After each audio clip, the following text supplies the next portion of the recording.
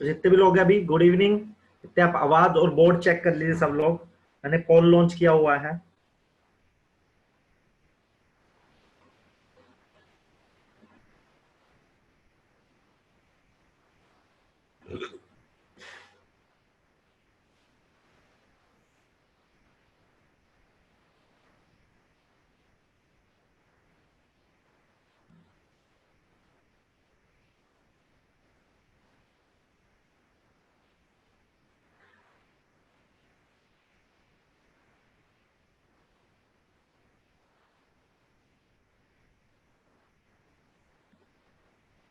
हाँ जी भाई एकदम। नहीं मेरा ठीक है एकदम।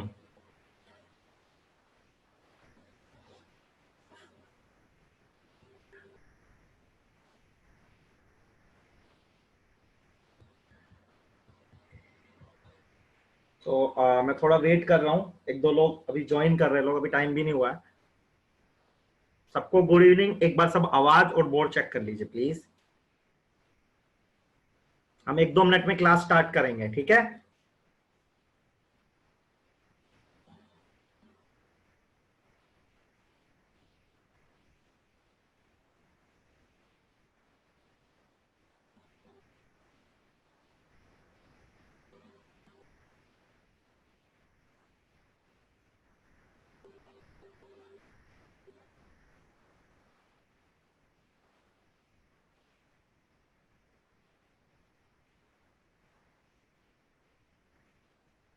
नया चैप्टर नहीं है, आज के लेक्चर का फ्लो है। एक डीपीपी 6 कुछ डीपीपी भेजी है सर ने, तो वो डीपीपी हम डिस्कस करेंगे आज। प्लस इस चैप्टर का छोटा मोटा पोर्शन है जो रह गया है। रह गया मतलब मैंने खुद से स्किप किया था। एक मेजर पोर्शन है एजियोट्रोपिक मिक्सचर, जिसका बेसिक्स मैं आपको समझाऊंगा जितना नीट के सिलेबस में है।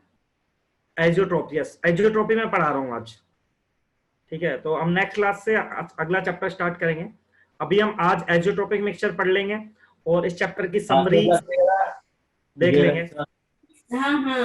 हम्म। तो इस चैप्टर की समरी हम आज देखेंगे बस। हाँ, सब कुछ उसके टाइप, एजियोट्रोपिक मिक्सचर क्या होता है, उसके ग्राफ वगैरह देख के हम आगे बढ़ जाएंगे।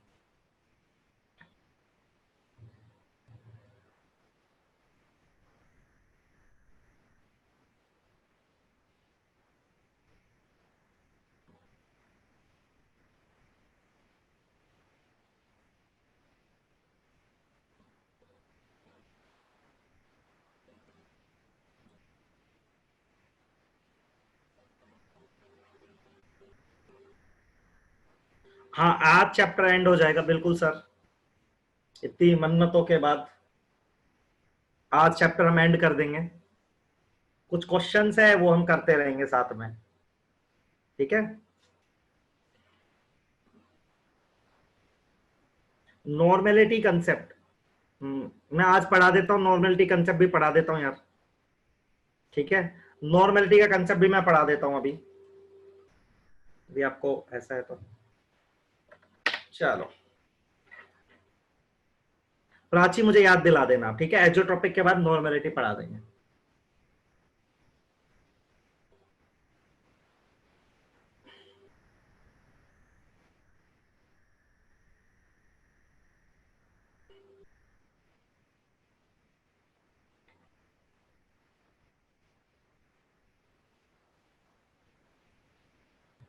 तो हम 1 मिनट में अब क्लास स्टार्ट करेंगे यार, ठीक है। 11th की केमिस्ट्री को कैसे रिवाइज करें यार, साथ साथ में आपको करना है तो आप पहले ये चैप्टर पढ़ लीजिए जो ज्यादा काम का है। केमिकल इक्विलिब्रियम, आयोनिक इक्विलिब्रियम सब ज्यादा यूज होते हैं ये चैप्टर, आगे भी यूज होंगे। Chemical ionic. Next chapter electrochemistry करेंगे यार।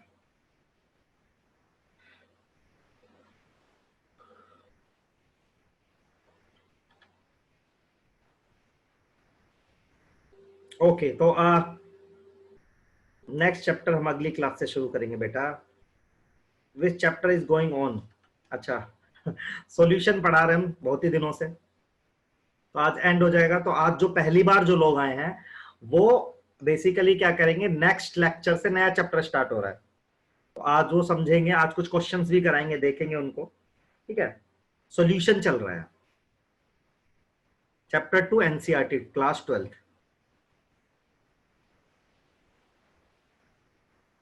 सारे डाउट्स, हाँ सब लूंगा मैं, डाउट वगैरह सब, ठीक है। चलिए, तो I am starting the class, ठीक है। आपने चेक कर लिया होगा। सो मैंने आपको ना राउट्स लॉ पढ़ाया था, एक थोड़ा सा मैं रिलेट करके पढ़ाऊंगा। राउट्स लॉ पढ़ाया था, उसके हिसाब से सॉल्यूशंस को मैंने 2 पार्ट में डिवाइड करा था, ठीक है। पहला था, जो कि पहला सॉल्यूशन था, वो था आइडियल सॉल्यूशन।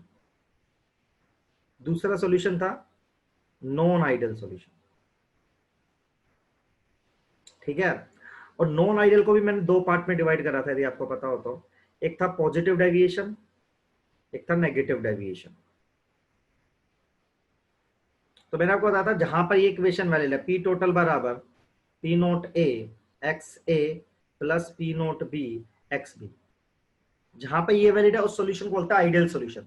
तो पॉजिटिव डेविएशन क्या होता है, वो सॉल्यूशन होता है जहां पर पी टोटल ग्रेटर आता है P naught A x A से plus P naught B x B से।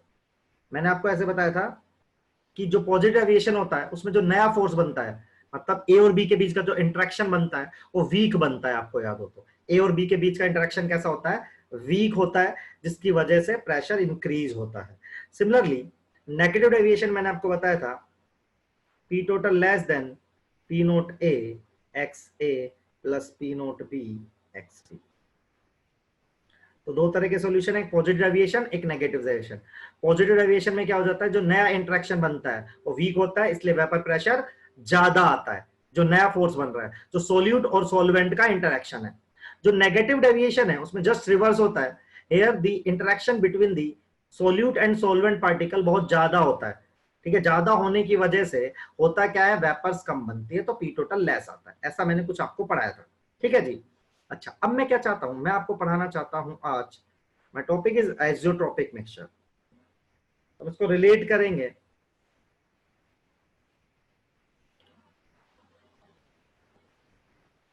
देखो होता क्या है, आइसोट्रोपिक मिक्सचर होता है जब जो आपका डेविएशन है ना लार्ज हो, मतलब कि लार्ज ऐसा सॉल्यूशन जिसका deviation, large deviation from ideal behaviour, मतलब मैक्सिमम पॉजिटिव डेविएशन हो जाए, या कोई एक सॉल्यूशन, कोई भी वो एग्जांपल हो सकता है, ठीक है, मैं बताऊंगा अभी। तो पॉजिटिव डेविएशन बहुत ज्यादा होना चाहिए, नेगेटिव डेविएशन बहुत ज्यादा होना चाहिए। तो एक ऐसा सॉल्यूशन जिसमें डेविएशन बहुत ज्यादा हो रहा होगा, देखो very large deviation from the ideal case, ठीक है। अब वो 2 तरीके से हो सकता है, देखो वो लार्ज पॉजिटिव डेविएशन भी हो सकता है, लार्ज नेगेटिव डेविएशन भी हो सकता है। तो लेट अस सपोज हम माने कि लार्ज पॉजिटिव डेविएशन हुआ, सब लोग ध्यान से सुनना मेरी बात, यहां आपको कुछ समझ में आएगा। लार्ज क्या हुआ, पॉजिटिव डेविएशन हुआ, मतलब बहुत ज्यादा पॉजिटिव डेविएशन होगा। तो सोचो पॉजिटिव डेविएशन में क्या होगा, वेपर प्रेशर बढ़ता है, तो बहुत ज्यादा डेविएशन हो रहा है, इसका मतलब क्या है, आपका वेपर प्रेशर क्या आएगा, मैक्सिमम आएगा। क्या आएगा आपका वेपर प्रेशर, मैक्सिमम। क्योंकि पॉजिटिव डेविएशन में क्या होता है बेटा, पॉजिटिव डेविएशन में वेपर प्रेशर इंक्रीज होता है, तो बोल रहा हूं मैक्सिमम डेविएशन हो गया, मतलब मैक्सिमम डेविएशन होने का मतलब क्या है, आपका वेपर प्रेशर जितना ज्यादा होना था ज्यादा हो गया, मैक्स वैल्यू पे पहुंच गया। सिमिलरली नेगेटिव डेविएशन का मतलब क्या होता है भाई, नेगेटिव डेविएशन का मतलब होता है आपका वेपर प्रेशर डिक्रीज हो जाएगा, इसका मतलब आपका वेपर प्रेशर क्या आएगा, यहां पे मिनिमम आएगा, ठीक है। तो लार्ज नेगेटिव डेविएशन आए या लार्ज पॉजिटिव डेविएशन आए, उससे जो सॉल्यूशन बनता है that solution is known as azeotrope mixture, ठीक है बेटा। यूट्यूब पर अपलोडेड है, आप जाओगे अपने उसमें क्या बोलते हैं, उस पे क्या बोलते हैं, अभी भी रिकॉर्डिंग हो रही है क्या, हाँ पॉज स्टॉप, हाँ हो रही है रिकॉर्डिंग। तो आपको कुछ नहीं करना है, आपको उसमें क्या बोलते हैं, अपने ग्रुप पे जाके यूट्यूब का लिंक है उसमें है, ठीक है, व्हाट्सएप ग्रुप पे ही है वो।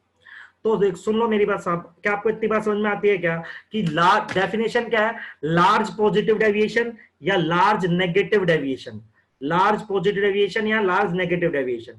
जब पॉजिटिव डेविएशन ज्यादा होता है ना तो वेपर प्रेशर बढ़ता है। तो मान तू कि वेपर प्रेशर पॉजिटिव डेविएशन होता जा रहा है, तो मैक्स वैल्यूज की ऐसा सॉल्यूशन जहां पे मैक्सिमम पॉजिटिव डेविएशन हो जाए। तो जहां पे मैक्सिमम पॉजिटिव डेविएशन होगा वहां पे वेपर प्रेशर भी क्या आएगा, मैक्सिमम। सिमिलरली नेगेटिव डेविएशन का मतलब वेपर प्रेशर का डिक्रीज होना तो हो जाए। क्या ये क्लियर है आपको डेफिनेशन एंड ये क्लियर है? तो इसमें कोई ज्यादा ऐसा कुछ नहीं है कि बहुत ही खतरनाक चीज है, ये आसान सी चीज है।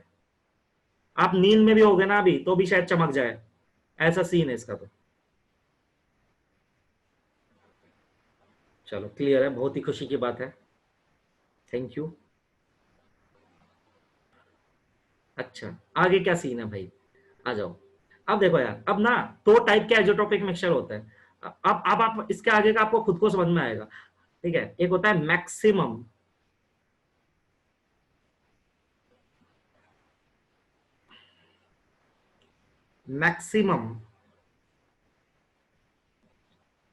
बॉइलिंग एजियोट्रोप या पॉइंट एजियोट्रोप।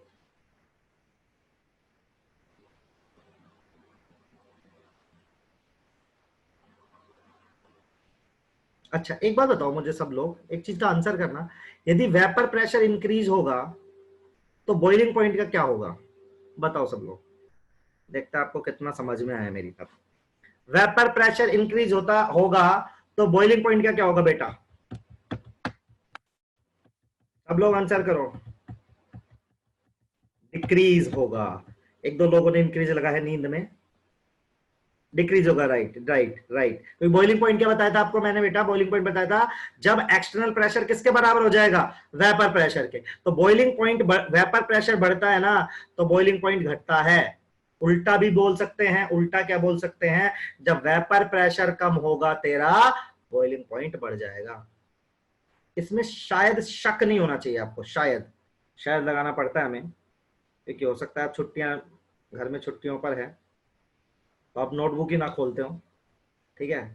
तो वेपर प्रेशर जब जब बढ़ता है तो उल्टा रिलेशन है, इनवर्स रिलेशन है, राइट। अच्छा अब मेरे को सब लोग ध्यान से बताओ, हाँ बिल्कुल सर।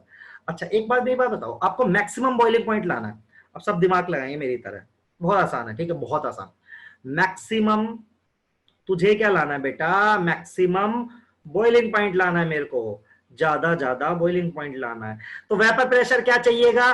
कम चाहिएगा। यदि मुझे मैक्सिमम बॉइलिंग पॉइंट लाना है तो वेपर प्रेशर क्या लाना पड़ेगा? कम। तो बताओ कौन सा डेविएशन आएगा, पॉजिटिव या नेगेटिव? वेपर प्रेशर कम लाना है तो कौन सा डेविएशन आएगा? नेगेटिव डेविएशन आएगा। राइटिंग तो आज कुछ ज्यादा ही गंदी आ रही है। नेगेटिव डेविएशन आएगा।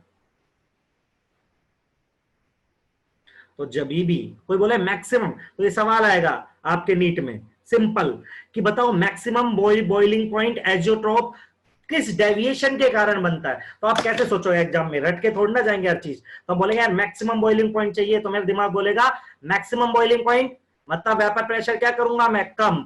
कम किस में होता है? नेगेटिव में होता है। That means by the negative deviation we can form the क्या? Maximum boiling point azeotrope, large negative deviation. Perfectly fine. अच्छा बेटा ग्राफ क्या पढ़ा था तूने, ग्राफ क्या पढ़ा था? अच्छा सब लोग एक बार देखेंगे क्या मेरी बात, फिर मैं आपसे पूछूंगा डाउट है कि नहीं है आपको। तो प्रेशर था, यहाँ पे मोल फ्रैक्शन था, याद हो तो सबको थोड़ा थोड़ा। इसमें मैंने आइडियल का ग्राफ ऐसे बनाया था, बता दे नेगेटिव का कैसे बनाया था, मैंने बता दिया ऐसा बनाया था ग्राफ नेगेटिव डेविएशन का। अच्छा तो टेम्परेचर का ग्राफ, जो प्रेशर के ग्राफ का उल्टा ग्राफ होता है टेम्परेचर का, इसका क्यों मत पूछना आप, ठीक है। यहाँ टेम्परेचर है, यहाँ अगेन मोल फ्रैक्शन मान लो, ठीक है। प्रेशर के ग्राफ का उल्टा होता है, इतना आपके सिलेबस में नहीं है लेकिन हमें थोड़ा सा अंदाजा होना चाहिए कि यदि प्रेशर का ग्राफ ऐसा बन रहा है तो टेम्परेचर का ऐसा बनेगा। तो इस ग्राफ का पीक बेटा, इस ग्राफ का पीक, जैसे ये पीक है और ये पीक है, यही बना है तेरा एजियोट्रोप। क्या बना है तेरा? एजियोट्रोप। ऐसे ही यहां पे, चाहे इसको बोलो चाहे इसको बोलो, जो प्रेशर का कर्व है ना उसका उल्टा टेम्परेचर का बनता है। तो देखो minimum pressure maximum temperature, that temperature is boiling point, right. So if decreasing the vapour pressure that means increasing the boiling point. उल्टा बनता है, क्यों बनता है ये नहीं पूछोगे आप मुझसे, ठीक है। तो आपको क्या करना है, ये ग्राफ याद रखना है हल्का सा, आपसे क्या पूछा सकता है नीट में, मैक्सिमम क्या पूछा सकता है तेरे से ये पूछा जा सकता है कि बता दे मैक्सिमम बॉइलिंग पॉइंट कब बनता है। सीधा सा आंसर है यार आपके पास, नेगेटिव डेविएशन से। क्या ये क्लियर है क्या आपको? जिसको जो पूछना है इसमें से पूछ सकता है।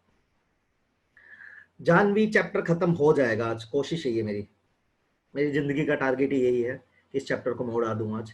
इतना क्लियर है क्या बताओ? मैक्सिमम बॉइलिंग पॉइंट आया ना? एजियोट्रॉप क्या है? एजियोट्रॉप वो सॉल्यूशन है जो डेविएशन दिखाता है आइडियल बिहेवियर से, मतलब राउट्स लॉ से, और लार्ज नेगेटिव डेविएशन या लार्ज पॉजिटिव डेविएशन। जैसे मैंने यहां पे पॉइंट बनाया, देखो पॉइंट बनाया ना मैंने, यही पॉइंट है बेटा एजियोट्रॉप मिक्सचर। बताओ भाई, मिनिमम पॉजिटिव डेविएशन शो करेगा? नहीं, मैक्सिमम, जो मैक्सिमम हम बोल सकते हैं रुचि का, वैसे उल्टा बोलना थोड़ा अजीब सा हो जाएगा, पर रुचि का बोल तो सकती हो, पर ऐसा बोल मत यार, यही बोलना मैक्सिमम नेगेटिव डेविएशन। तो पॉजिटिव नेगेटिव यार चीज ही अलग है। तो हाँ, मोल फ्रैक्शन पे कोई फर्क नहीं पड़ेगा सोनाली, सोनाली नाम है आपका, नहीं पड़ेगा बेटा फर्क, उस पर फर्क नहीं पड़ेगा। चलो तो मैं आगे बढ़ सकता हूं। सर मतलब कि हर सॉल्यूशन में एजोट्रोप बनना पड़ेगा? नहीं, हर सॉल्यूशन में एजोट्रोप नहीं बनता है, उसके लिए आपको ए और बी स्पेसिफिक लेने पड़ेंगे। हर सॉल्यूशन में एजोट्रोपिक नहीं बनता है, कोई स्पेसिफिक एग्जांपल होगा जहां पे डेविएशन मैक्सिमम हो रहा होगा यार। ठीक है, आगे बढ़ो। क्या क्या बचा है सर? जो पढ़ा रहे हो थोड़ा सा बचा है 10 मिनट का। एजोट्रोपिक सेपरेट नहीं होगा जब, तब ना सर, एजोट्रोपिक सेपरेट नहीं होगा तब। हाँ बिल्कुल बिल्कुल, अभी उतना हम डिटेल में जाएंगे नहीं सोनाली इसके, ये उतना आपके इतने सिलेबस में नहीं है। बिल्कुल वैसे आप बोल रहे हो, सेपरेट होगा, हो सकता है सेपरेट, अलग अलग हो सकता है। ठीक है, क्वेश्चन सीधा आएगा इस पे जैसे मैंने बताया। ठीक है, अच्छा आ जाओ। अब नेक्स्ट, नेक्स्ट तो आप खुद ही बता दोगे सर, आप पढ़ाओ मत चाहे तभी भी हम कर लेंगे। तो मिनिमम बॉइलिंग पॉइंट एजियोट्रोप, बहुत ही आसान है बे। कैसे? आ जाओ, मिनिमम बॉइलिंग पॉइंट चाहिए मुझे, क्या चाहिए? मिनिमम बीपी चाहिए, मिनिमम बीपी चाहिए तेरे को। तो वेपर प्रेशर क्या चाहिए? ज्यादा ज्यादा चाहिए। कब आएगा? पॉजिटिव डेविएशन में आएगा। तो by the large positive deviation we can form a minimum boiling point azeotrope. ठीक है, आ जाओ ग्राफ पे आ जाओ यार। तो यार पॉजिटिव डेविएशन का ग्राफ क्या बनाते हैं? पीए या मोल फ्रैक्शन है, ठीक है, ऐसा बनाया था कि नहीं बनाया था? टेम्परेचर का कैसा बनेगा? उल्टा ग्राफ बनेगा। आप लिख लेना यार ये सब, ठीक है, मैं वापस से स्लाइड शो कर दूंगा, आप लिख लेना। This is like this. तो ये पीक पॉइंट बोल सकते हैं अपन, एजोट्रोप आ गया भाई पीक पॉइंट पर। ठीक है, सिंपल है। तो मिनिमम बॉइलिंग पॉइंट दो तरह, पहली बात एजोट्रोप क्या होते हैं? एजोट्रोप होते हैं वो सॉल्यूशन होते हैं जिनका लार्ज डेविएशन आता है फ्रॉम देयर आइडियल बिहेवियर। अब आइडियल बिहेवियर से डेविएट होने के दो तरीके हैं, या तो आप पॉजिटिवली डेविएट होगे या तो आप नेगेटिवली डेविएट होगे। तो या तो होगा लार्ज पॉजिटिव डेविएशन या तो होगा लार्ज नेगेटिव डेविएशन। जब लार्ज पॉजिटिव डेविएशन होता है तो मिनिमम बॉइलिंग पॉइंट एजोट्रोप बनता है, और जब लार्ज नेगेटिव डेविएशन होता है तो मैक्सिमम बॉइलिंग पॉइंट एजोट्रोप बनता है। ठीक है, ग्राफ कैसे करेंगे? ग्राफ सर आइडियल प्रेशर का तो मैंने पढ़ाया आपको, उसका उल्टा टेम्परेचर का हो जाएगा। आसिफ, पूर्णिमा, लिक्विड फेज बराबर गैस फेज, नहीं ये नहीं बोलेंगे, लिक्विड फेज बराबर गैस फेज तो नहीं बोलेंगे। हाँ सभी सॉल्यूशन का है, लेकिन मैं हर सॉल्यूशन में पीक नहीं आएगा इस तरह का।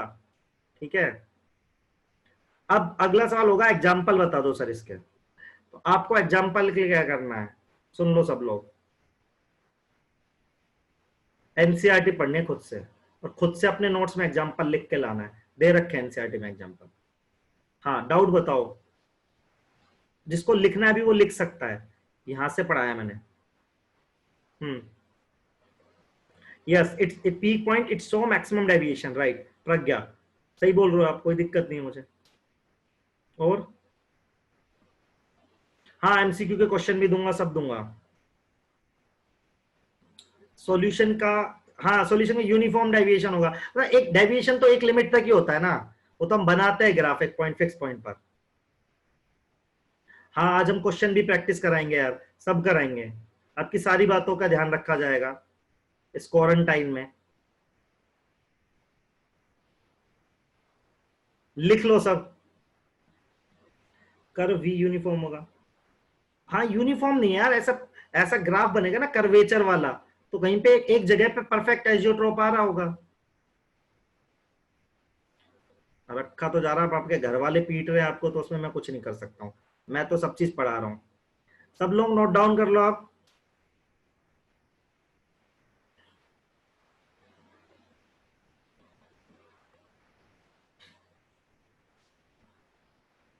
हाँ पढ़ा रहे सब पढ़ा रहे हैं।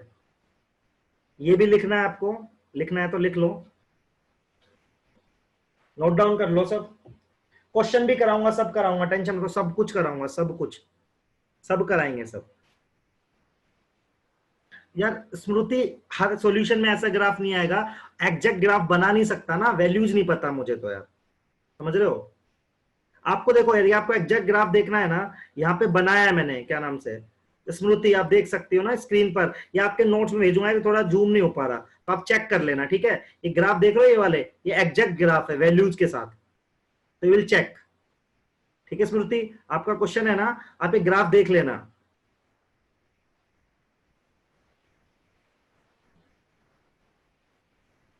ठीक है, मैं एक्चुअल ग्राफ भी भेजूंगा आपको, ठीक है, पर यहां पे बना नहीं सकता हूं ना मैं एक्चुअल ग्राफ। ठीक है, देख लो सब लोग, क्लियर हो गया इतना।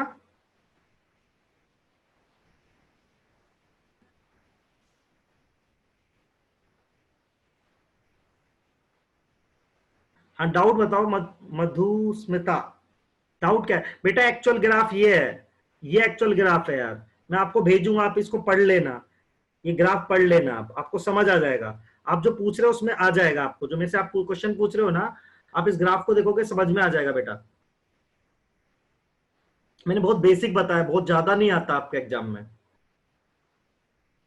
होने को तो इस पे न्यूमेरिकल भी हो सकता है, लेकिन उतना आपके नीट के एग्जाम में नहीं पूछा जाता। ठीक है, चलो। अरे कंसेप्ट है नॉर्मेलिटी का, मुझसे काफी देर से पूछ रहे लोग, तो वो मैं आपको एक बार पढ़ा देता हूँ, ठीक है। एक कंसेप्ट है नॉर्मेलिटी, वैसे तो मैं अलग से पढ़ाता हूँ, लेकिन अभी जितना काम का है उतना पढ़ा देता हूँ आपको, ठीक है। नॉर्मेलिटी मैंने पढ़ा दिया है शुरू में, कोई नहीं, मैं एक बार फिर से रिवाइज करा रहा हूँ, फटाक से देख लो। नॉर्मेलिटी होती है नंबर ऑफ ग्राम इक्विवेलेंट, एक बार मैं पढ़ा देता हूं, देख लीजिए, नॉर्मेलिटी छूट गया होगा तो देख लीजिए, number of gram equivalent divided by volume of solution. तो जैसे नॉर्मेलिटी होता है ना, सॉरी मोलैरिटी होता है, मैं दोनों बता रहा हूं, फॉर्मेलिटी नॉर्मेलिटी, 5 मिनट दे दो, 2 मिनट दे दो, 2 मिनट में हो जाएगा, कोई बात नहीं, जो लोग नए देख लेंगे। तो नॉर्मेलिटी क्या होता है, number of gram equivalent divided by volume of the solution. जैसे मोलैरिटी होता है, मोलैरिटी क्या होता है, number of moles divided by volume of the solution. अब सवाल होता है सर ये नंबर ऑफ ग्राम इक्विवेलेंट क्या होता है, सब लोग ध्यान से देखते हो, 2 मिनट में समझ आ जाएगा। नंबर ऑफ ग्राम इक्विवेलेंट, तो ये क्या होता है, W बाय इक्विवेलेंट मास। कोई बात नहीं, पढ़ लिया है तो आपका रिवाइज हो जाएगा, 1 सेकंड में, ज्यादा टाइम नहीं लूंगा। इक्विवेलेंट मास क्या होता है, बस आपको यह पता होना चाहिए, molar mass divided by N factor. कुछ नहीं होता, देखो जैसे यहाँ पे मोल होता है, नॉर्मल मोलैरिटी में मोल होता है, तो यहाँ पे ग्राम इक्विवेलेंट होता है ऊपर, gram equivalent divided volume of the solution. Gram equivalent निकालने का तरीका क्या होता है बेटा, W बाय इक्विवेलेंट मास, और W बाय मोलर मास होता है, या W बाय इक्विवेलेंट मास होता है, और इक्विवेलेंट मास क्या होता है, molar mass divided by N factor. अब एन फैक्टर क्या होता है, आप याद कर लीजिए, एन फैक्टर होता है, एसिड है, तो एसिड के लिए नंबर ऑफ H प्लस, जैसे H2SO4 का एन फैक्टर 2 होगा, ठीक है, और HCl का एन फैक्टर 1 होगा। बेस के लिए क्या होगा, नंबर ऑफ OH नेगेटिव। ऐसे NaOH का N factor 1, CaOH whole twice N factor 2। और कोई भी रिएक्शन है, ठीक है, रेडॉक्स रिएक्शन, तो उसमें नंबर ऑफ इलेक्ट्रॉन चेंज।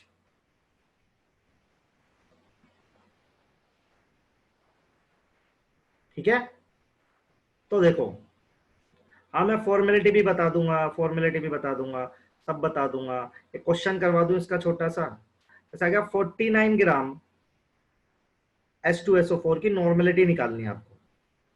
तो सबसे पहले क्या करेंगे, आप नॉर्मेलिटी निकालनी है। सबसे पहले आप निकालोगे इसका नंबर ऑफ इक्विवेलेंट। सब लोग ध्यान से देख लो, तो कितना आएगा 49 डिवाइड बाय इक्विवेलेंट मास। अब इक्विवेलेंट मास क्या आएगा, देखो सब लोग, मोलर मास होता है इसका 98 और H2SO4 का एन फैक्टर आएगा 2। H2SO4 2 H है ना इसके अंदर, तो 2 आएगा। मैं सारा दिखा रहा हूं, आप लोग इतना जल्दी जल्दी मेरे को करते हैं। नंबर ऑफ इलेक्ट्रॉन चेंज, जैसे मान लो आपकी रिएक्शन है Al से Al3 पॉजिटिव प्लस 3 इलेक्ट्रॉन, तो इस रिएक्शन का एन फैक्टर हो जाएगा 3।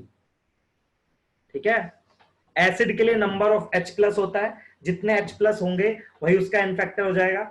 बेस के लिए number of OH negative ion, तो जितने OH है वही उसके लिए एन फैक्टर हो जाएगा। रेडॉक्स रिएक्शन के लिए क्या आएगा, नंबर ऑफ इलेक्ट्रॉन चेंज। तो आप रेडॉक्स पढ़ी होगी ना आपने 11th क्लास में, तो जितने इलेक्ट्रॉन होते हैं वो, हाँ, या बेसिसिटी भी बोल सकते हैं, एसिडिटी बोल सकते हैं। ठीक है, लिख लीजिए एक बारी, फिर मैं क्वेश्चन कर दूंगा तो आपको क्लियर हो जाएगा। सोल्ट के लिए प्राची वही सोल्ट ही है, AlCl3 है, सोल्ट ही है, चार्ज ही होता है। प्राची AlCl, ऐसे AlCl3 3 आएगा। सोल्ट के लिए आइदर पॉजिटिव चार्ज और नेगेटिव चार्ज। AlCl3 का एग्जांपल ले लो, 3 हो जाएगा एन फैक्टर। ठीक है लड़की, टोटल चार्ज सोल्ट के लिए वो इलेक्ट्रॉन ही हो गया एक तरह से। प्राची ठीक है?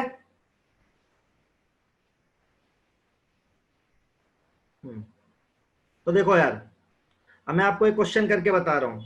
तो इसका मोल कितना आ गया 49, इक्विवेलेंट मास 98 H2SO4 था। H2SO4 के अंदर कितने H प्लस है 2, तो इसका एन फैक्टर कितना हो जाएगा हमारे पास 2 हो जाएगा। अब नंबर ऑफ इक्विवेलेंट कितना आ गया 49 डिवाइडेड बाय 49 कितना आ गया 1। नॉर्मेलिटी कैसे निकालोगे, simple, number of gram equivalent है 1। अच्छा, इसको वॉल्यूम भी देना था, मान लो 500 ml गिवन है क्वेश्चन में, मैंने लिया नहीं, तो 500 ml है, उसको लीटर में कन्वर्ट कर दो आप। समझे नॉर्मेलिटी सब? सही है, नॉर्मेलिटी क्लियर है सबको? तो यहाँ पे नॉर्मेलिटी जब भी कैलकुलेट करते हो ना, तो मोलर मास की जगह इक्विवेलेंट मास आ जाता है, सिंपल। और इक्विवेलेंट मास निकालने के लिए आपको करना पड़ता है molar mass divided by N factor. Acid के लिए एन फैक्टर रहेगा H प्लस का नंबर, बेस के लिए रहेगा OH का नंबर, और कोई भी सोल्ट वोल्ट या रेडॉक्स रिएक्शन हो तो इलेक्ट्रॉन का चेंज देख लो, या ऑक्सीडेशन स्टेट भी बोल सकते हो। फाइन, ठीक है। अब देखो यार, इस चैप्टर में मैंने आपको क्या क्या पढ़ाया, थोड़ा सा मैं समराइज करना चाहता हूं। ठीक है, ये दिखेगा क्या आपको? हाँ सही है। ये आपको क्लियर है जो आपकी स्क्रीन पर आ रहा है अभी? थोड़ा सा रिवाइज कराना चाह रहा हूं। आपको दिख रहा है यार जो स्क्रीन पर मैंने डाल रखा है, दिख रहा है? चलो बढ़िया। चलो, तो एक बार मैं इस चैप्टर की आउटलाइन समझा रहा हूं आपको कि क्या क्या आपको आना चाहिए। ठीक है, इस चैप्टर में क्या क्या आपको आना चाहिए। चलो, मैं बोलूंगा, अभी क्लियर नहीं है तो आप मेरे को सुन भी सकते हैं, तो ऐसा नहीं है। तो देखो, सबसे पहले मिक्सचर होता है। एक मिक्सचर क्या होता है, दो सब्सटेंस को मिला देते हो जब आप। मिक्सचर सिंपल है, दो सब्सटेंस को मिला रहे हो, उसको बोलते हैं मिक्सचर। अब मिक्सचर होता है होमोजीनियस या हेट्रोजीनियस। होमोजीनियस का मतलब क्या होता है, यूनिफॉर्म कॉम्पोजिशन। यूनिफॉर्म कॉम्पोजिशन का मतलब क्या है, बहुत लोग को शक होता है। ऐसे आपने एक गिलास पानी लिया, हाँ मैं इसको व्हाट्सएप पे भी सेंड करूंगा, दुनिया जहान हर जगह, ठीक है, स्नैपचैट इंस्टाग्राम हर जगह ये मैं शेयर कर दूंगा। ठीक है, तो अभी तो देखो ठीक है, तो देखो होमोजीनियस मिक्सचर क्या होता है, होमोजीनियस मिक्सचर होता है वो मिक्सचर जिसमें यूनिफॉर्म कॉम्पोजिशन होता है। तो कुछ लोग को यूनिफॉर्म का मतलब समझ में नहीं आता। तो मतलब क्या, जैसे आपने एक ग्लास लिया, अब सुनो तो यार, आपने एक ग्लास लिया, एक ग्लास में नमक डाला और उसको घोल दिया। अब आप पानी पियोगे तो आपको इक्वल लगेगा ना, ऐसा थोड़ा ना ऊपर का पानी तो आपको नमकीन लगेगा, नीचे का पानी मीठा लगेगा, ऐसा तो नहीं हो सकता। तो आपको यूनिफॉर्म टेस्ट आएगा, मतलब नमक पानी में इक्वल घुला है, इक्वली घुल जाए, इक्वली सोल्यूबल। तो सॉल्यूशन होता है होमोजीनियस मिक्सचर, हेट्रोजीनियस नहीं होता। अब सॉल्यूशन, सॉरी होमोजीनियस होता है। होमोजीनियस के दो होते हैं, एक होता है कोलाइड और एक होता है सॉल्यूशन। तो हमारा कोलाइड पढ़ेंगे अपन सरफेस में, सरफेस केमिस्ट्री में, ठीक है। और सॉल्यूशन पढ़ेंगे बेसिकली, अब हमने पढ़ लिया है मतलब। अब सॉल्यूशन को, सॉल्यूशन के अंदर क्या होता है देखो, कंप्राइज्ड ऑफ, एक होता है सोल्यूट, एक होता है सोलवेंट। तो सोल्यूट क्या होता है, जो लेस अमाउंट में होता है, सोलवेंट जो होता है ज्यादा अमाउंट में होता है। और सोल्यूट और सोलवेंट की कोई केमिकल रिएक्शन नहीं होती। फिर मैंने आपको सिखाया था कि एक सोल्यूट के अमाउंट को सोलवेंट में डिक्लेयर करते हैं, एक सोल्यूट के अमाउंट को सोलवेंट में डिक्लेयर करते हैं with the help of concentration terms. तो मैंने चार पढ़ाई थी, मोलैरिटी पढ़ाई थी, mole by volume, molality, mole by weight, percentage, W by W, ऐसे चार पढ़ाई थी आपको मोल फ्रैक्शन। एक पीपीएम भी पढ़ा दी, एक नॉर्मेलिटी भी पढ़ा दी इसमें मैंने आपको। तो एक कंसंट्रेशन टर्म्स पढ़ाया था आपको, एक लेक्चर उसका हुआ था सर। हाँ मैं पढ़ा दूंगा एक बार, मुझे ये तो पढ़ाने दे लड़की, सरफेस केमिस्ट्री एक बार ये तो पढ़ाने दे। तो मैं आपको कह रहा हूं क्या है कि मोलैरिटी, मोलैलिटी और मैंने आपको पढ़ाए थे कंसंट्रेशन टर्म्स। उनका काम क्या था, सिंपली दे आर डिफाइनिंग दी, ठीक है सर। वहां पे सस्पेंशन कहां गया, सस्पेंशन लड़के हेट्रोजीनियस होता है, ठीक है। तो मोलैरिटी, मोलैलिटी और मैंने आपको पढ़ाया था molarity mole by volume, molality mole by mass, percentage में तीन पढ़ाई थी, percentage W by W, percentage W by V, percentage V by V, और मोल फ्रैक्शन। तो ये एक पोर्शन कराया था, एक लेक्चर इसका हुआ था। अब सॉल्यूशन तीन तरह का हो सकता है, नॉट सैचुरेटेड, सैचुरेटेड और सुपर सैचुरेटेड। तो मैंने आपको बताया था ऐसा है, एक सॉल्यूशन है मान लो, उसके अंदर आप एक सोल्यूट डालते जा रहे हो, तो इनिशियली वो नॉट सैचुरेटेड होता है, फिर आप डालते जा रहे हो, डालते जा रहे हो, डालते जा रहे हो, तो कोई एक मैक्सिमम लिमिट आती है, ठीक है, कोई एक मैक्सिमम लिमिट आती है। सर कोलाइड अभी पढ़ाया नहीं है, आगे पढ़ाऊंगा, वो तो बस लिखा हुआ है, कोलाइड नहीं पढ़ाया है यहाँ, इस चैप्टर में नहीं है वो, ठीक है। तो एक मैक्सिमम लिमिट, ठीक है, मैंने आपको बताया था कि सैचुरेशन आता है, जैसे मैं 4 ग्लास पानी पी सकता हूं, तो आपने मुझे 1 ग्लास पानी पिलाया, अभी मैं नॉट सैचुरेटेड हूं, 2 पिलाया, 3 पिलाया, 4 पिलाते मैं सैचुरेटेड हूं, और आप हल्का फुल्का इधर उधर करके मुझे थोड़ा और पानी पिला दो, 4.1 4.2, तो सुपर सैचुरेटेड हो जाएगा। तो हमने कहा था जब सैचुरेटेड सॉल्यूशन हो जाता है उस समय जो भी सोल्यूट का अमाउंट होता है सॉल्वेंट के अंदर, ये डेफिनेशन बताई थी मैंने, the maximum amount of solute that can be dissolve in the given amount of solvent is known as solubility.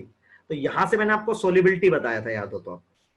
और सोल्युबिलिटी दो फैक्टर पर डिपेंड करता है, एक होता है प्रेशर, एक होता है टेम्परेचर। और प्रेशर के अंदर पढ़ाया था मैंने हेनरी लॉ आपको। सोल्युबिलिटी किन दो फैक्टर्स पे डिपेंड करता है, प्रेशर टेम्परेचर, कैसे कैसे वो हमने टॉपिक वाइज पढ़ा है, वो वहीं देखेंगे यदि किसी ने नहीं पढ़ा तो। उसके अंदर हेनरी लॉ आना चाहिए, pressure is directly proportional to mole fraction, इतना पढ़ाया था। फिर मैंने आपको अभी मैं ये बता रहा हूं क्या क्या मैंने पढ़ाया था, ठीक है। अब जो सॉल्यूशन होता है वो इंट्रामोलिकुलर फोर्स होता है, एक पढ़ाया था आपको ए, एक होता है बी और एक होता है ए।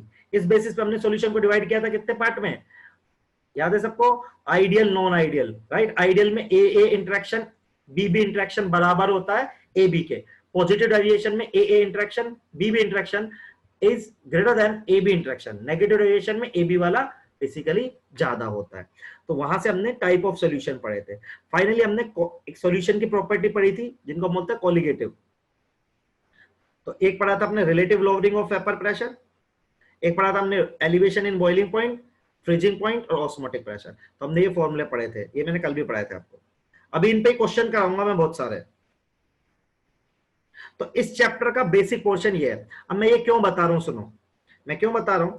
अब हो सकता है आप में से इसमें से किसी ने कोई पोर्शन ना पढ़ा हो, तो आप अपना अपना पोर्शन डिसाइड कर लेंगे, फिर हम इसकी ना एक्स्ट्रा क्लास या बैकअप क्लास लगा के आपका ये खत्म करेंगे। तो basically this chapter is like this, कि आपको ये चीजें पता होनी चाहिए। अब इन सबके अंदर हमने काफी थ्योरी पढ़ी है, काफी न्यूमेरिकल करे, समझा। इब्लियोस्कोपिक कांस्टेंट होता है, मोलर एलिवेशन कांस्टेंट ही होता है, केबी को बोलते हैं, ठीक है। तो सिर्फ मैं ये इसलिए बता रहा हूं क्योंकि आपके दिमाग में एक आउटलाइन आ जाएगी सॉल्यूशन की, कि हाँ ये चीजें मुझे आनी चाहिए, ठीक है। जैसे आपको पता है कि हाँ इसके अंदर ये होता है, ये होता है, ये होता है, तो आपके दिमाग में एक चार्ट बना रहेगा चैप्टर का, तो आपको क्वेश्चन करने में आसानी रहेगी, आप जल्दी से स्विच कर पाओगे कंसेप्ट, समझ रहे हो आप। तो इसको मैं भेजूंगा अभी आपको, ठीक है। हो सकता है आप में से आपका कोई पोर्शन इसमें से वीक रह गया हो, तो आप मुझे बता देंगे तो वो पोर्शन में फिर एक्सप्लेन कर पाऊंगा, आज नहीं आगे, इसलिए मैं आपको ये भेज रहा हूं। समझे सब लोग? ठीक है, ये जस्ट बताया, इसमें डाउट मत पूछो। हाँ, इसको बिल्कुल भेज देंगे। This is summary, outline summary बोल सकते हैं इसको, आउटलाइन समरी। समझो आप? अच्छा, अब इस चैप्टर के इंपॉर्टेंट फॉर्मूले क्या क्या है वो भी आपको पता होना चाहिए, वो भी लिखेंगे अपन आज। ठीक है, हाँ, इसके बाद क्वेश्चन सर, बिल्कुल। तो इंपॉर्टेंट फॉर्मूले क्या क्या है इस चैप्टर के, सिर्फ आप भी लिख सकते हैं, मैं भी लिख रहा हूं, इंपॉर्टेंट फॉर्मूले। ठीक है, तो मैं लिख रहा हूं खुद। तो पहला फॉर्मूला जो सबसे पहले आता है हेनरी ले का, पी गैस, सिर्फ फॉर्मूला लिखूंगा, डाउट में पूछना, आप भी लिख सकते हो, के एच एक्स ऑफ गैस। ये पहला फॉर्मूला हमारे लिए इंपॉर्टेंट आया था। दूसरा फॉर्मूला आया था हमारे लिए राउट्स लॉ का, पी टोटल बराबर P naught A x A plus P naught B x B. यहां पे आप छोटी सी बात याद रख सकते हैं, x A plus x B बराबर 1। फिर आया था तीसरा फॉर्मूला वेपर फेज में, 1 अपॉन पी टोटल बराबर Y A P naught A plus Y B P naught B.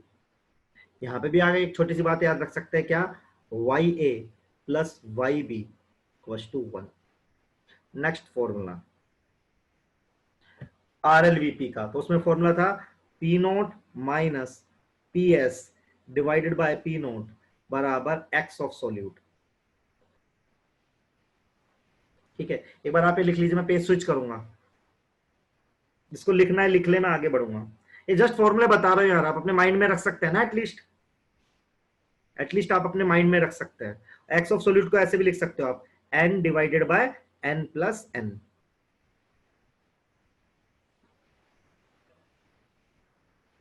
ठीक है, नेक्स्ट एक फॉर्मूला और था, आपको याद हो तो।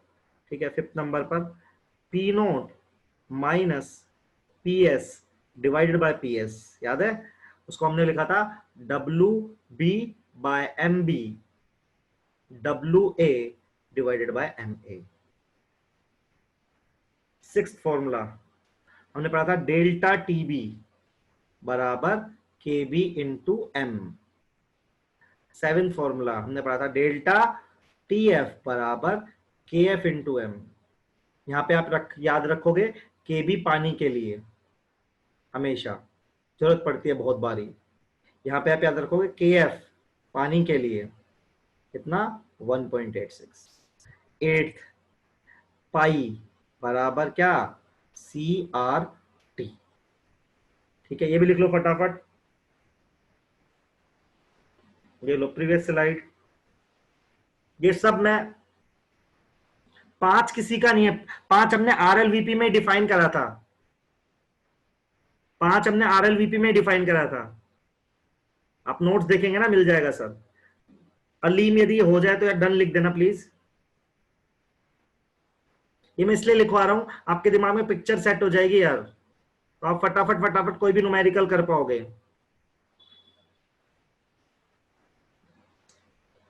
सब लोग ये भी लिख लो, आपको सब आता है यार, ये है ना, ऐसा नहीं कि नहीं आता है। जो लोग मेरे साथ डे 1 से, मैंने हर चीज अच्छे से बताई आपको, तो एटलीस्ट आपके दिमाग में सब है, तो अब लाइफ इजी हो जाएगी ना अपनी। हमारे सारे न्यूमेरिकल आपके सारे सॉल्व हो जाएंगे, कुछ रुकेगा ही नहीं। हाँ, के एफ के पी, यदि सॉल्वेंट चेंज होगा तो के एफ और के बी की वैल्यू चेंज हो जाएगी। लेकिन ऐसे होता है ना कि यदि कुछ नहीं गिवन होता तो हम सॉल्वेंट को पानी मानते हैं। फिर कौन सा नंबर हो गया ये, 9। बस दे रहा हूं 1 मिनट यार, 9। तो आई इक्वस टू क्या था, 1 plus N minus 1 into alpha, dissociation में आई था। और आई बराबर 1 plus 1 upon N minus 1 beta, ये डिसोसिएशन में था, ये एसोसिएशन में था। फिर हमने बहुत सारी कोलिगेटिव प्रॉपर्टी की एबनॉर्मल वैल्यू पढ़ी, तो पढ़ा था P naught minus P S divided by P naught बराबर i into n i n plus n. 12 delta T B equals to i into K B into M. 13 delta T F i into K F into M. 14 pi equals to i C R T. तो ये सारे फॉर्मूले जो इस chapter में आपको होने चाहिए, ठीक है, ये सारे फॉर्मूले हैं। तो डन, इतना इस चैप्टर को आपको करना है। अब इस चैप्टर के हम कुछ क्वेश्चन करेंगे, ठीक है। आपको डीपीपी भेजिए, उसके भी क्वेश्चन कराएंगे सर, ठीक है। अभी मैं आशीष सर कराएंगे आपको अभी क्वेश्चन कुछ कुछ, आप एक बार देख लीजिए सब लोग। अब ये फॉर्मूला आपको यूज करने हो जो वो पढ़ा रहे होंगे, ये लो।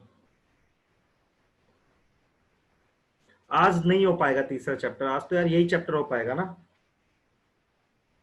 अभी तो क्वेश्चन ही करने पड़ेंगे हमें बहुत देर तक। आशीष सर आप हो क्या क्लास में? एएस तो आशीष सर है हमारे साथ ना, आज वो आपको बहुत सारे क्वेश्चन भी कराएंगे। मैं भी हूँ क्लास में, सर भी है, तो आपको उन्होंने कुछ डीपीपी भेजी थी, ठीक है, वो भी कराएंगे वो।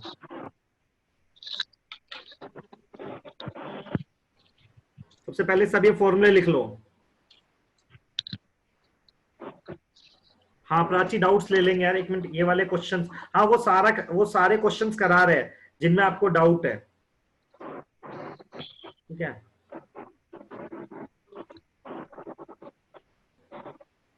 सर आप आ जाइए क्लास में। Okay sir.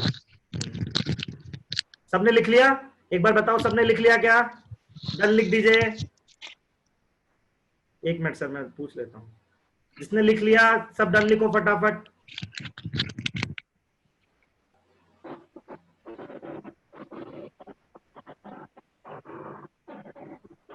चलिए सर मैं स्टॉप कर रहा हूँ, ठीक है। ओके सर, मैं स्क्रीन शेयर करता हूँ।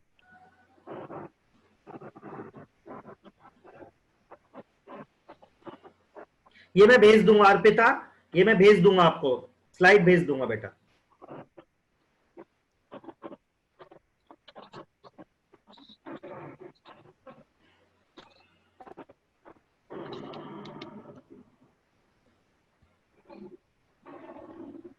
सर स्क्रीन प्रॉपर है क्या? हाँ सर स्क्रीन प्रॉपर है, आप स्टार्ट कर सकते हैं। हाँ व्हाट्सएप पे भेज दो प्राची, ग्रुप पे भेज दो अपने पे। ठीक है, तो हमने लाइक कल बेटा मैंने DPP 6 भेजी हुई है तुम लोगों को, तो अपन उसका क्वेश्चन सॉल्व कर लेते हैं, ठीक है। नयन सर। Sir hello. हाँ सर क्वेश्चन भी एक बार आप पढ़ देना, क्योंकि उस पर क्वेश्चन नहीं दिखेगा, थोड़ा बड़ा लिखेंगे तो दिख जाएगा। ओके ठीक है। हाँ तो चलो, तो क्वेश्चन नंबर जो 1 है, question number 1 you can leave, वो मतलब तुम्हारे लिए बहुत टफ हो जाएगा। उसका सोल्यूशन मैं अभी क्लास खत्म होने के बाद उसका सोल्यूशन मैं ग्रुप पे अपलोड कर लूंगा, तो जिसको वो क्वेश्चन सॉल्व करना होगा वो मेरे से ग्रुप में पूछ लेगा, otherwise that question you can leave ना, वो क्वेश्चन आउट ऑफ कॉन्टेक्स्ट हो गया तुम्हारे लिए, ठीक है। तो हम लोग सीधे स्टार्ट करते हैं बेटा क्वेश्चन नंबर 2 से। क्वेश्चन नंबर 2 है 1% weight by volume of KCl solution is ionized to the extent of 80%. Calculate the osmotic pressure at 27 degrees Celsius of the solution. ठीक है, I'll repeat the question once again. 1% weight by volume KCl solution is ionized to the extent of 80%. The osmotic pressure at 27 degrees Celsius of the solution. ठीक है ना? चलो यार देखो, if we have X% weight by volume, इसका मतलब क्या होता है कि if you take 100 ml of solution, if you are given X% weight by volume, तो इसका मतलब क्या होता है, if you take 100 ml of the solution you will get X gram of solute. ना, if you take X% weight by volume, अगर किसी solution का concentration दिया है तो it means if you take 100 ml of the solution you will get X gram of solute. Now in question we are given 1% weight by volume. It means if we take 100 ml of solution,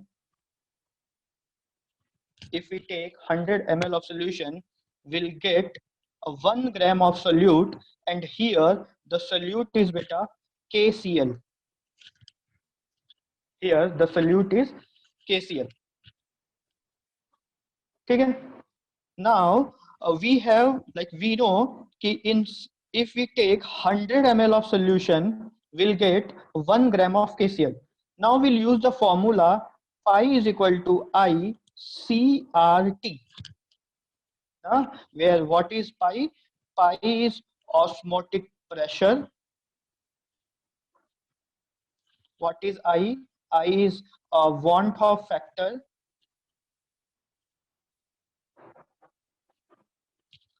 C is concentration. Concentration means we have to take molarity. Rest of all you know, right? Rest अपने को पता है कि R अपना वही है कि gas constant, जिसको हम यहाँ पे क्या बोलते हैं, सोल्यूशन कांस्टेंट, न्यूमेरिकल वैल्यू वही होगी, and T is the temperature in a kelvin. ठीक है, चलो. तो इस क्वेश्चन में क्या है कि वी हैड KCl और KCl आयोनाइज कितना हो रहा है? KCl is ionizing 80%. KCl जो है 80% आयोनाइज हो जा रहा है. तो first of all will find, हम सबसे पहले फाइंड कर लेंगे बेटा I, और I की वैल्यू क्या होगी? 1 + n-1 इंटू अल्फा. सर ने कल बताया था तुम लोगों को. हाँ, यहाँ पे n की वैल्यू कितनी आएगी बेटा KCl में? अगर KCl ब्रेक होता है तो ब्रेक होता है K+ और Cl- में, तो n की वैल्यू आ जाएगी बेटा यहाँ पे 2. So if you take I, you will get 1 + 2 - alpha. Alpha means what is the degree of extent of ionization is 80%. 80% का मतलब क्या है बेटा? 0.8. This is your alpha. So if you take I will be 1.8. I hope तुम्हें यहाँ तक समझ में आया होगा पूरा. अब कुछ करना ही नहीं यार. We have all the data. We have to find pi. ICST. I will be equal to बेटा 1.8. C की जो वैल्यू है, C की value we need to find ना. C we have to find. What is C? C is nothing but बेटा क्या? Molarity. C कुछ नहीं है. C केवल क्या है बेटा? Molarity.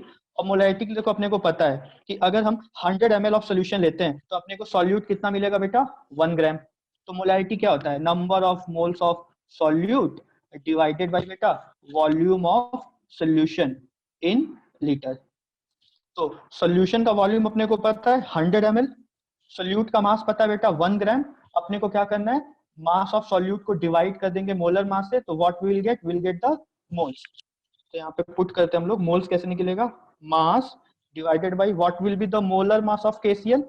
Molar mass of potassium is 39 and the molar mass of chlorine is 35.5. तो जो टोटल मोलर मास आ जाएगा KCl का वो आएगा बेटा आई थिंक 39 + 35.5, ये आएगा 74.5. तो ये क्या हो गया? 1 mass of solute divided by molar mass of solute. This is number of moles of solute. And what will be the volume of solution in liter? That is 100 ml. 100 ml means 0.1 liter. ठीक है.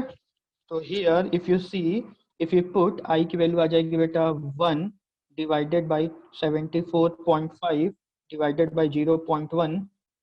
S की value put कर देंगे बेटा 0.0821 and the temperature will be, temperature is given 27 degree Celsius. 27 degree Celsius का मतलब कितना बेटा? 300 केल्विन.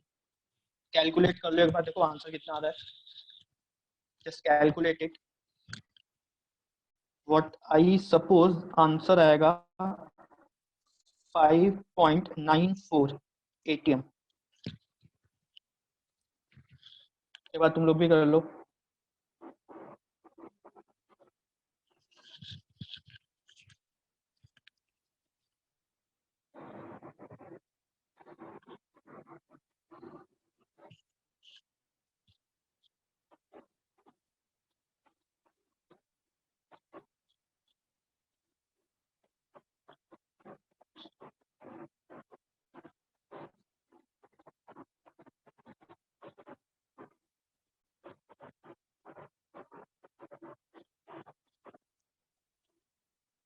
ठीक है, सबको आया क्या आंसर? सबका आ गया 5.9 या 5.94 के आसपास आएगा।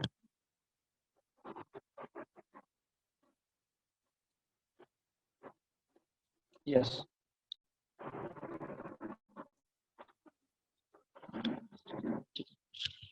नहीं सर, बच्चों को कोई डाउट है क्या अभी इस क्वेश्चन में?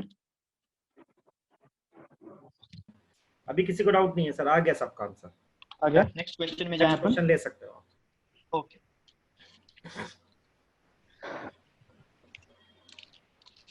चलो नेक्स्ट क्वेश्चन है वो अपने डीपीपी का question number I think 3। Question number 3 we are doing. Question है a 5.8% solution, a 5.8% solution weight by volume of NaCl is isotonic with 27% solution weight by volume of glucose. Calculate percentage degree of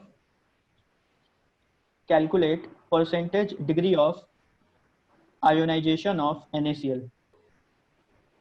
Calculate percentage degree of ionization of NaCl. ना चलो यार देखो तो question में given क्या है अपने को। क्वेश्चन में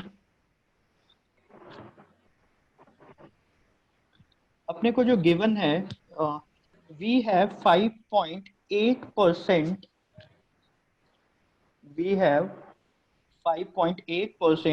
weight by volume of NaCl solution ना, जो आइसोटोनिक है this is isotonic with 27% weight by volume of voice हो सकता है आपके इंटरनेट के कारण भी ना आ रही हो लड़के, आ रही है सर की वॉइस, मुझे क्लियर आ रही है क्योंकि 5.8% weight by volume of NaCl ये आइसोटोनिक है क्या बेटा? 27% weight by volume of किसके साथ? ग्लूकोज के साथ। ठीक है चलो अब यार ग्लूकोज का हमको पता है ग्लूकोज तो डिसोसिएट होता नहीं वाटर में ना, तो ग्लूकोज के लिए जो आई क्या होता है? Want of factor. ग्लूकोज के लिए आई की वैल्यू कितनी आ जाएगी? 1 ना। बट फॉर NaCl के लिए यार कुछ तो आएगा बिकॉज यही तो अपने को फाइंड करना what is degree of ionisation. इसका मतलब NaCl डिसोसिएट हो रहा है तो अपने को इसका आई फाइंड करना है।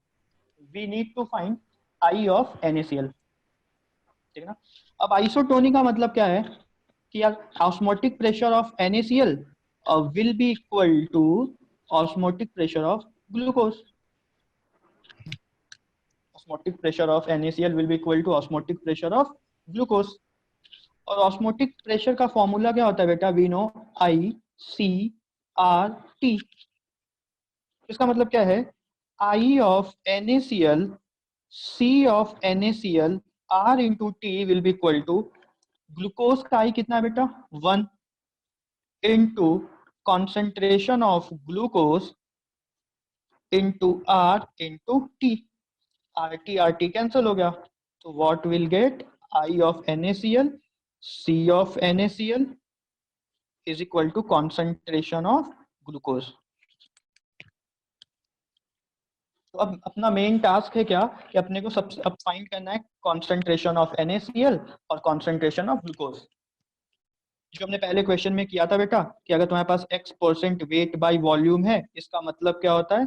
100 ml ऑफ सोल्यूशन अगर आप लेते हो तो आपको W ग्राम क्या मिलेगा? सॉल्यूट। अब यहाँ पे अगर हमें NaCl का कॉन्सेंट्रेशन फाइंड करना है तो अपने को दिया हुआ है बेटा 5.8% वेट बाय वॉल्यूम। इसका मतलब है if we take 100 ml of solution we will get 1.8 gram of NaCl। can we find the concentration of NaCl? Yes. Mass of solute. What is the molar mass of NaCl? It is approximately 58. ठीक है, divided by 0.1. 100 ml means बेटा 0.1 litre. तो यहाँ से तुम्हें concentration NaCl का कितना आ जाएगा? I think it is coming 1 molar. ठीक है. Similarly, अगर हम concentration of glucose find करें, तो ग्लूकोज का जो concentration है, अगर हम 100 ml of solution लेते हैं ग्लूकोज का, तो we will get 27 gram of glucose. तो similarly अगर हम concentration of glucose find करें, तो वो क्या होगा? 27 mass of glucose. What is the molar mass of glucose? 180 divided by 0.1. It is coming beta 27 divided by 18.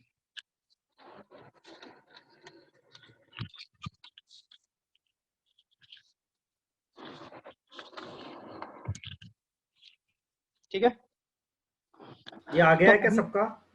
Question आ गया है सबका? यहाँ तक समझ में आया क्या सबको? सबको आ गया है? ठीक है सर, आ गया है. आ गया. तो concentration of NaCl we have calculated 1 molar and the concentration of glucose बेटा हम लोगों ने अभी calculate किया है, it is 27 divided by 18 I think. हाँ, अब तो कुछ करना नहीं यार, हम लोगों ने ऑलरेडी फाइंड किया था. अपने को क्या करना, I of NaCl into C of NaCl is equal to C of, अपने को फाइंड करना है ग्लूकोज का, तो I into 1 is equal to concentration of glucose कितना है? 27/18. अगर हम इसको सॉल्व कर लें, ये जो वैल्यू आ रही है बेटा, ये आ रही है 1.5. तो जो I है NaCl का वो कितना आ रहा है? 1.5.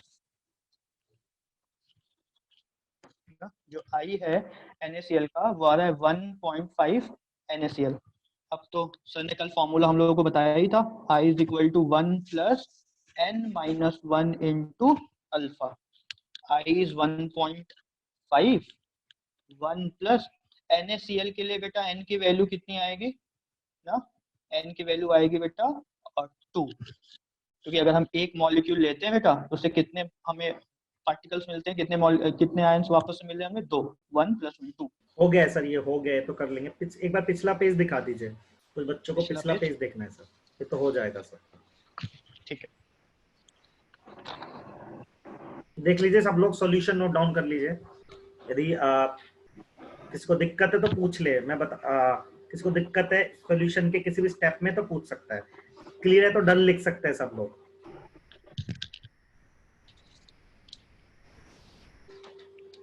ठीक है सर, नेक्स्ट क्वेश्चन कर सकते हैं. ओके.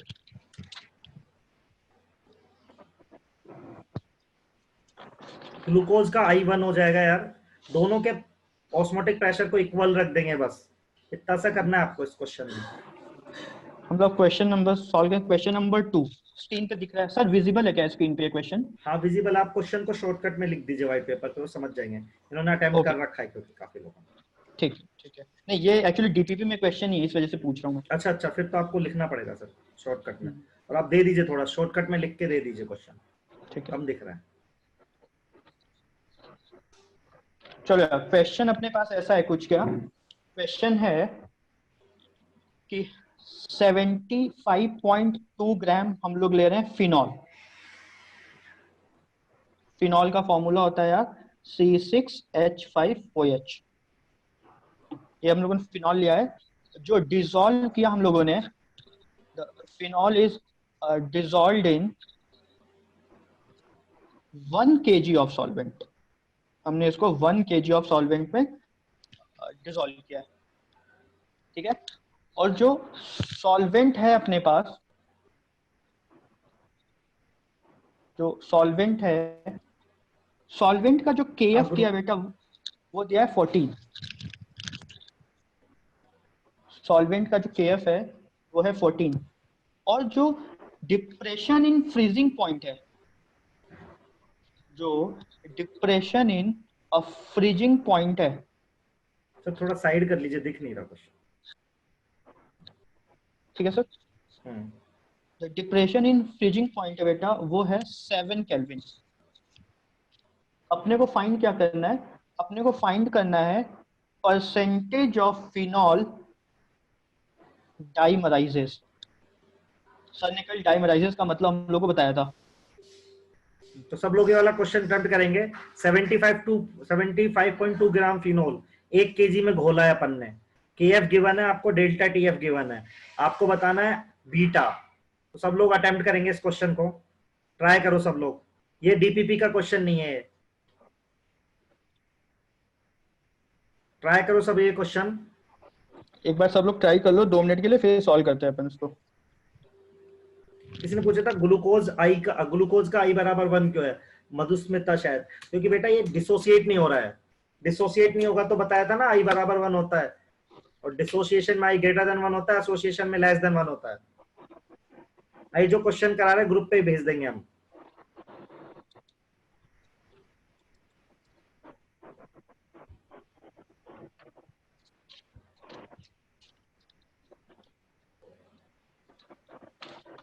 अटेम्प्ट करो सब लोग। सिंपल सा फॉर्मूला है, डेल्टा TF बराबर I into KF into M। अब आपको M निकालना है, KF दे रखा है सर ने शायद, हाँ KF गिवन है।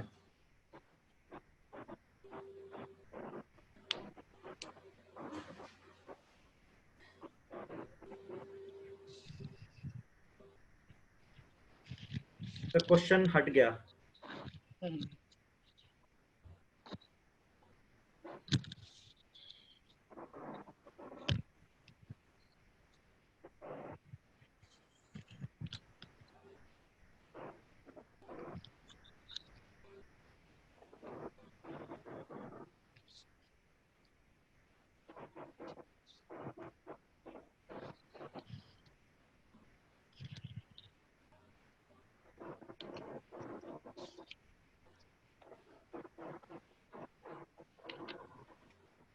आंसर आ गया सर एक लोग का 75%, साक्षी का, 75%, हाँ आई थिंक शुभांगी का भी 75%। 75, लेखिका, हाँ आंसर 75 ही है सर। हाँ आई थिंक सही आ रहा है, 75 ही काफी है। लोग का आंसर आ रहा है, बढ़िया। आप सोल्व करना स्टार्ट कर सकते हो सर, काफी लोग का आंसर आ गया। Okay sir.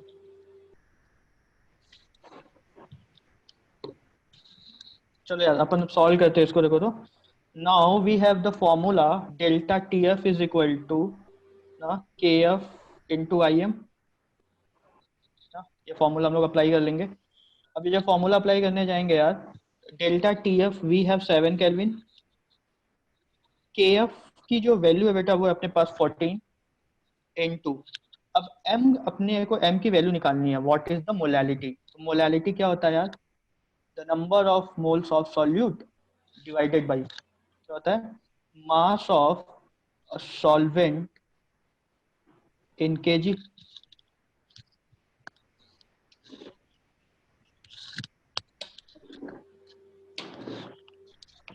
अब अपन मोलैलिटी निकालते हैं। मोलैलिटी की देखो वैल्यू कितनी आएगी, 75.2 divided by molar mass of जो फिनॉल है ना, 72 78 78 94 94 आता है। तो 75.2 94 डिवाइडेड बाई 1 kg। तो ये जो वैल्यू है बेटा, अगर आप इसको करोगे I think you will get 8, क्या आएगा 0.8। अगर आप इसको डिवाइड करो तो जो मोलैलिटी है सोल्यूशन की, the molality of the solution is coming 0.8। अब तो कुछ करना ही नहीं है, 7 इंटू आई इंटू 0.8। तो देखो आई की जो वैल्यू है वो अपने पास कितनी आ रही है, 1 divided by 2 into 0.8, it means 10/16 means 5/8। जो आई की वैल्यू है तो अपने को कितनी आ रही है, 5/8। अब करना तो कुछ है नहीं है। देखो तो वी हैव फिनॉल, अगर तुम्हारे पास ऐसा है फिनॉल है, तो अगर तुम इसको करोगे बेटा देखो तो ऐसे डिसोसिएट हो जाएगा प्लस H प्लस। कल से हमने फॉर्मूले से भी किया था कि अगर फॉर्मूला, अगर ये मान लो सपोज कोई फॉर्मूला भूल के आएगा तो अभी हम लोग कर सकते हैं A1 माइनस अल्फा ए अल्फा। हमने यहाँ पे सॉरी डाइमराइज है क्या? डाइमराइज है सर। हाँ ठीक है ठीक है ठीक है। हाँ तो चलो फिनॉल है, और फिनॉल बेटा क्या हो रहा है, डाइमराइज हो रहा है। डाइमराइज का मतलब क्या है, अगर तुम 2 मॉलिक्यूल लोगे तो अपने पास क्या आ जाएगा बेटा, 1 मॉलिक्यूल मिलेगा अपने को ना, ऐसा कुछ। तो सपोज अगर अपन फॉर्मूला भूल भी गए तो सर ने कल अपने को डेरिवेशन तो करा ही दिया था यार, A1 minus alpha A alpha by क्या कर देंगे बेटा इसको 2। तो आई की वैल्यू क्या होती है ना, टोटल मोल्स ऑब्जर्व, पहले कितना था ए, तुम फॉर्मूला लगाओगे देखो यही मिलेगा तुम्हें 1 minus alpha by 2।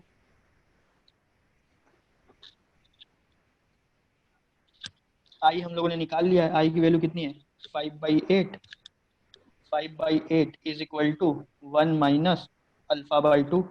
Alpha by 2 की वैल्यू आ गई बेटा 5/8 माइनस सॉरी 1 माइनस इसके 5/8। आगे तो कर लेंगे सोल्व सर, छोड़ सकते हो आप, आगे मैक्सिमम लोग काम।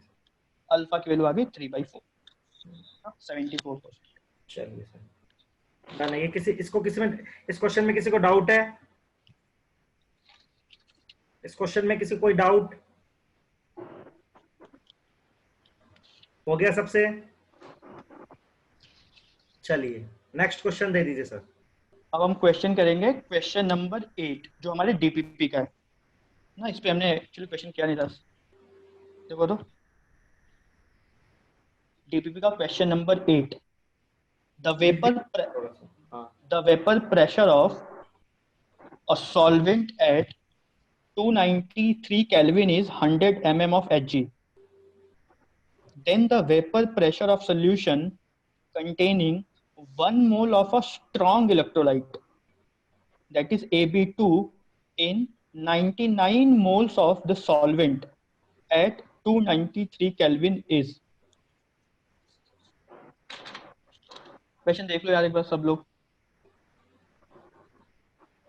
सर क्वेश्चन विजिबल है क्या?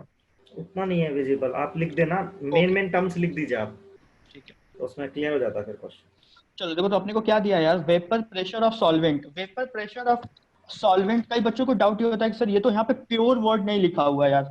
अगर प्योर नहीं भी लिखा हुआ है ना यार, अगर तुम्हें केवल लिखा हुआ वेपर प्रेशर ऑफ सॉल्वेंट, वो प्योर ही है। अगर तुम्हें कोई बोले 1 litre of water, 1 litre of water का मतलब ही क्या है, वो प्योर वाटर है। जब तक ये वो ना बोले कि 1 लीटर पानी में मैंने कुछ डिसॉल्व किया है, तब तक तुम मान सकते हो कि वो प्योर ही है। तो vapour pressure of a solvent eight 93 kelvin is 100 mm Hg। इसका मतलब क्या है बेटा, जो पी नॉट है वो है अपने पास 100 mm ऑफ Hg।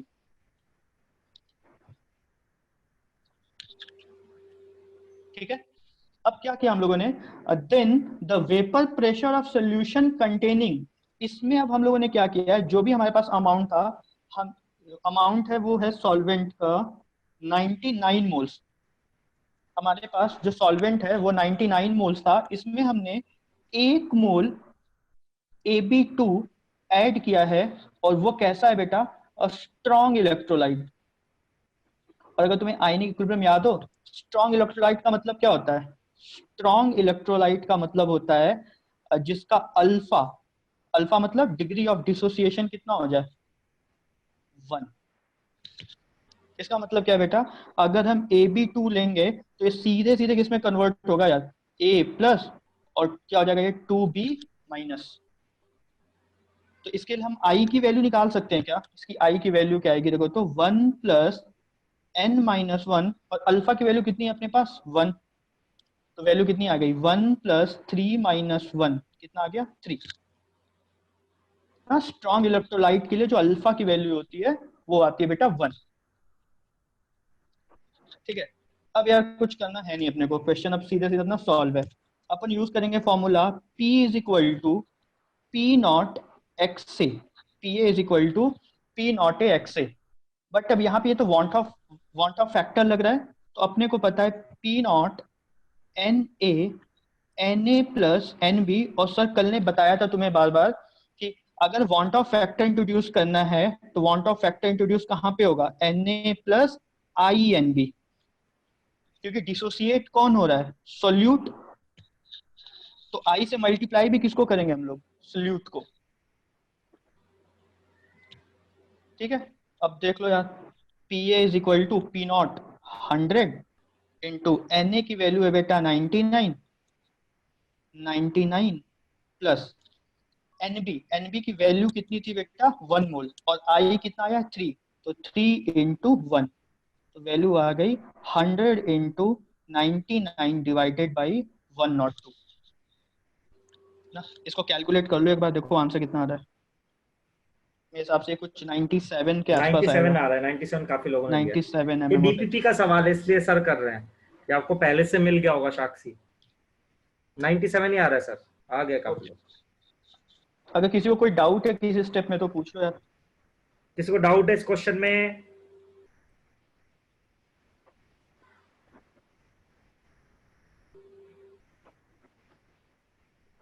क्लियर है सर?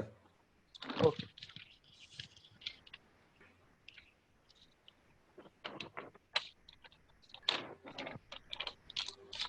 चलो अब हम लोग करते हैं क्वेश्चन नंबर 3। ये डीपीपी में क्वेश्चन नहीं है, बट ऐसा सिमिलर क्वेश्चन अभी जस्ट पहले हमने कुछ देर पहले तो किया है इसको हम दे लोगों दो ने। सर बच्चों को आप।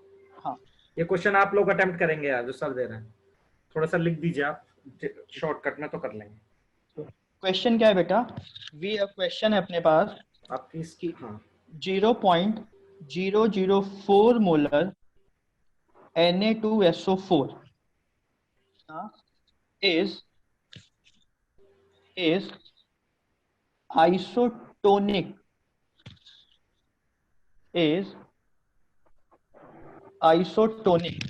with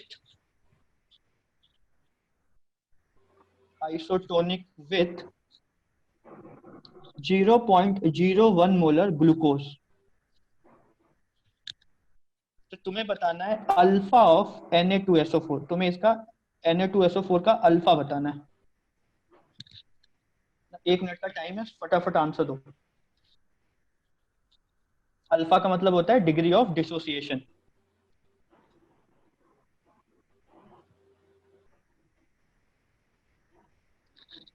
सर क्वेश्चन विजिबल है क्या? हाँ विजिबल है सर।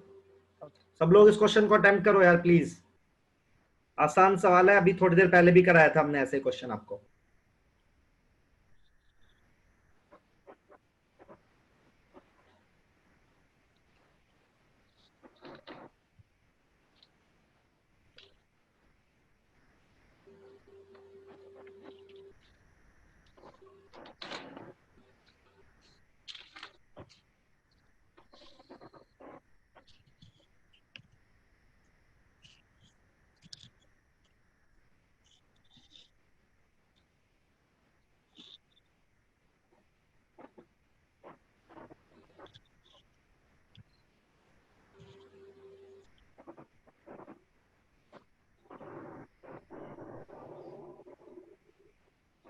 सेवेंटी फाइव ही आ रहा है क्या सर इसका आंसर भी?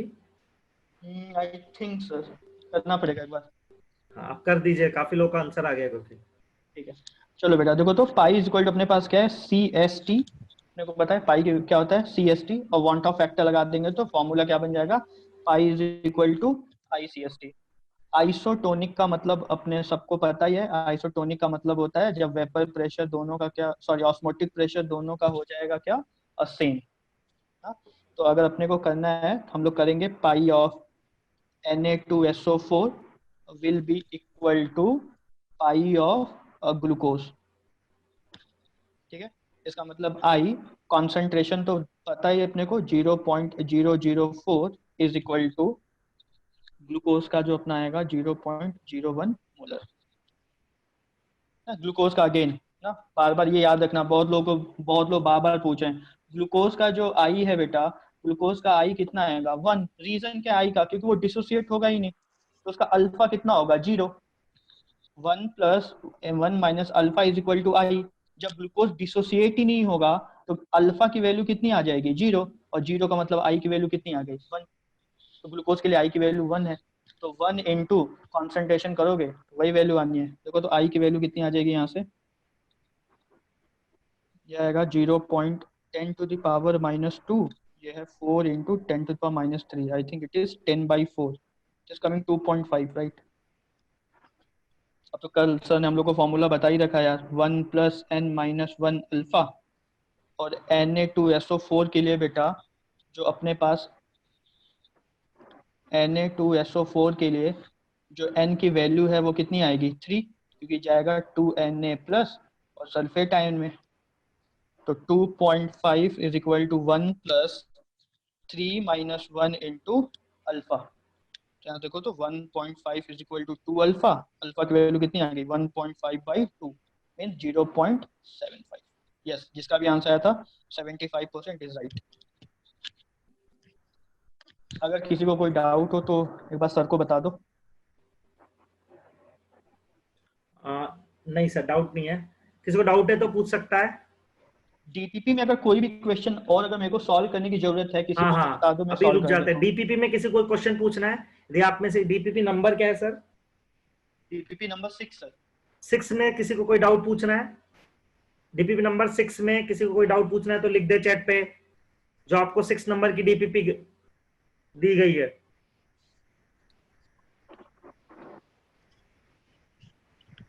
डीपीपी नहीं मिली है। डीपीपी ग्रुप पे यार, व्हाट्सएप ग्रुप पे है सर। मैक्सिमम लोगों को नहीं है सर डाउट। डीपीपी 6 और 5 भी है सर। हाँ, डीपीपी 5 तो है। हाँ, पूछ लो कौन सा क्वेश्चन पूछना है। 5 या 6 में से आप कोई क्वेश्चन पूछना चाहते हो तो पूछ लो। डीपीपी 5 या 6 में से कोई क्वेश्चन। वैसे मैंने डीपी 5 के सॉल्यूशन है वो ग्रुप पे पोस्ट कर दिए हैं अच्छा ऑलरेडी। हाँ, व्हाट्सएप ग्रुप पे ही है यार डीपीपी सारी। आसिफ, तो किसी को डीपीपी 6 में कोई भी डाउट नहीं है, राइट? हाँ, हम फिर एंड करेंगे यदि आपको डाउट नहीं है। डीपीपी 6 का डिस्कशन था ये।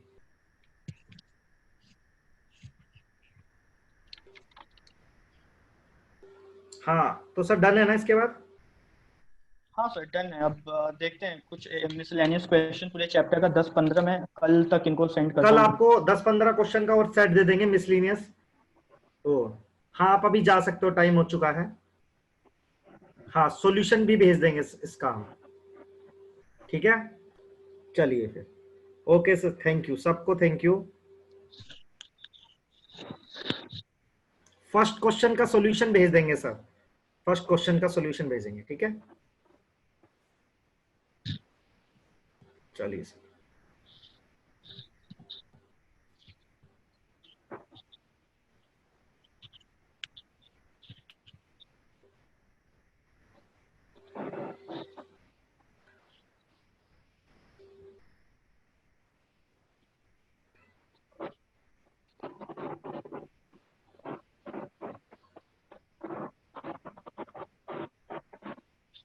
डन सर, ठीक है सर, ऑफ कर रहा हूँ। Okay sir, okay, good night sir. Okay bye, good night सबको, गुड नाइट सर।